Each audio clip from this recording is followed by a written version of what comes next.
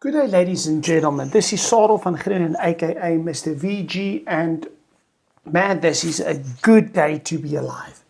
For today's video, this is now about video 5 in the series of videos of geometry with triangles, or the geometry of triangles. Today we are specifically going to look at the theory behind the theorem of Pythagoras. Now, what makes Pythagoras amazing is it's one of the earliest recorded geometry theorems. It's one of the earliest recorded mathematical theorems. Super awesome. And it actually led to a lot of other things in algebra. It led to a lot of discoveries in trigonometry. It led us towards so many things. So let's start by looking at what is the theorem of Pythagoras. Now, firstly, the theorem of Pythagoras works in a triangle, but not just any triangle, a triangle with a 90 degrees. So a right angle triangle. Now, what the theorem of Pythagoras says, if there's a 90 degrees, then a squared is equal to b squared plus c squared.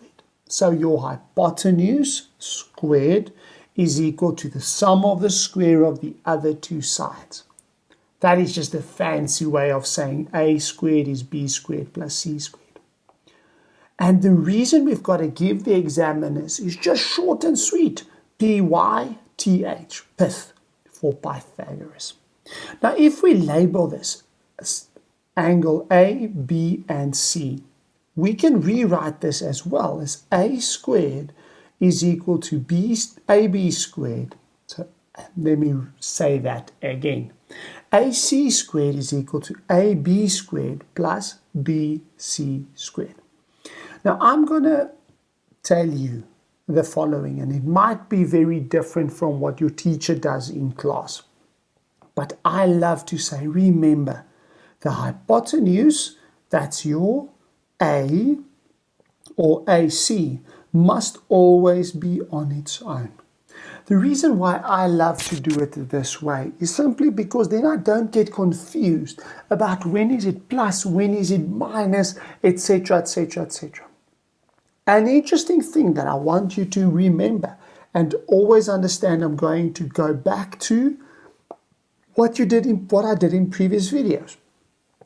A, the hypotenuse, is opposite the biggest angle, the 90 degrees. How do I know that it's the biggest angle? Well, the angles have to add up to 180. If one of them is 90, then the other two cannot be bigger than 90 because all three has to add up to 180 degrees. So your hypotenuse, I like to always write on its own. Then I don't get confused. But now there's also a converse to the theorem of Pythagoras. The converse again flips this around. The converse basically says that if I've got a triangle, I don't know whether it's right angled or not, but if a squared plus b squared is c squared, then there is a right angle, then it is a right angle triangle. In other words, there's a 90 degrees. Where is the 90 degrees? Opposite C, because that is the longest side. Okay? And that is the theorem of Pythagoras, the converse. What do we write for the teacher if we wanted to say as a reason? Well, the reason could simply be, okay, the reason is Pythagoras converse. Okay? In other words, this gives me a tool to prove there's a 90 degree in a triangle, or that the two lines are perpendicular to one another. Man, this is some awesome stuff. Please look out for the next video where we are going to start practicing how to calculate different sides using Pythagoras. Ladies and gents, this is Mr. VG signing out. Have a beautiful rest of your day. Keep well. Cheers.